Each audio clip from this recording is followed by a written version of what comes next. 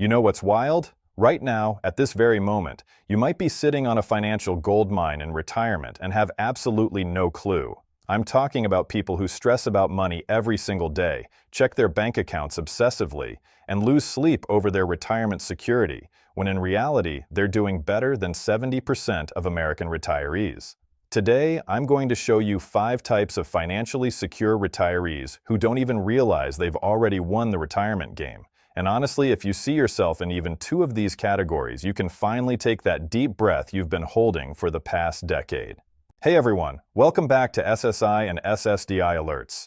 If you're new here, I help people navigate retirement with actual real talk. No BS, no financial jargon that makes your head spin.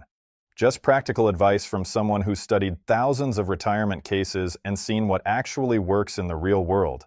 Before we dive in, do me a favor and hit that subscribe button because we're going to be talking about money stuff that your financial advisor probably isn't telling you. All right, let's get into it. The first type of financially secure retiree who has no idea they're crushing it is the debt-free homeowner. Now, I know what you're thinking. Big deal, right? Wrong. Here's what most people don't understand. If you own your home outright and you're bringing in even a modest income from Social Security or a small pension, you are in an incredibly powerful position. Think about it this way. The average American spends about 30% of their income on housing. You're spending 0. That means your dollar goes 3 times further than someone still making mortgage or rent payments. I've seen people with $500,000 in their 401k stressing out, while someone with a paid-off house worth $200,000 and just their Social Security is living comfortably, traveling, enjoying life. The difference? The homeowner has eliminated their biggest expense. They're not rich on paper, but they're living a rich life, and that's what actually matters. The second type is the low-cost-of-living relocator. These are the folks who maybe spent their careers in expensive cities like New York, San Francisco, or Boston. But when they retired, they moved to places like Tennessee, Arizona, or North Carolina. What they don't realize is they just gave themselves a massive raise without earning a single extra dollar. Your Social Security check or pension doesn't change based on where you live, but your expenses sure do. I'm talking about someone who moved from a state with high property taxes and a high cost of living to somewhere reasonable.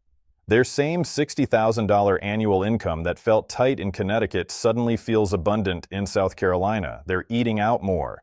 They're not worried about the electric bill. They can actually afford to spoil the grandkids. But if you ask them, they'll say they're just getting by. Meanwhile, they're in the top tier of retirement security and don't even know it. Number 3, and this one surprises people, is the modest spender with consistent income. These retirees aren't flashy. They're not taking Mediterranean cruises every year or driving a brand new car. They've got their Social Security, maybe a small pension, perhaps a part-time gig they enjoy. Their total income might be $50,000 to $70,000 a year, which doesn't sound like much. But here's their secret weapon. They're genuinely happy spending $40,000. They're not depriving themselves, they just never got caught up in keeping up with the Joneses. They drive a reliable used car, they cook at home most nights because they actually enjoy it, they take road trips instead of flying first class. Every single month, they're putting money away without even trying. In 10 years, they'll have an extra $100,000 sitting there as a cushion. But if you talk to them today, they'll worry they don't have enough. It's actually kind of heartbreaking because these people have cracked the code and they can't see it. The fourth type is what I call the accidental saver with multiple income streams. These are retirees who worked regular jobs, nothing fancy, but over the years they ended up with several small income sources. Maybe they've got Social Security, a small pension from a job they had decades ago, a little rental income from a property they bought years ago, and some dividend payments from stocks they've held forever. Individually, none of these seems like much. The pension might be $800 a month. The rental property clears $600 after expenses. Dividends bring in another $300. But when you add it all up with Social Security, they're pulling in a solid income with incredible diversification. The beauty of this is that they're not dependent on any single source. If one stream dries up, they've got others. This is textbook financial security, but they don't see it that way. They see a bunch of small payments and think they're struggling when actually they've built something most financial planners would applaud. And the fifth type, this one's my favorite, is the health-conscious retiree with great insurance. Stay with me here because this isn't just about being healthy, it's about understanding the single biggest threat to retirement security. Healthcare costs in retirement can absolutely destroy even a well-planned financial life. The average couple will spend $300,000 on healthcare in retirement, but some retirees got lucky. Maybe they retired from a government job or a union position with excellent retiree health benefits.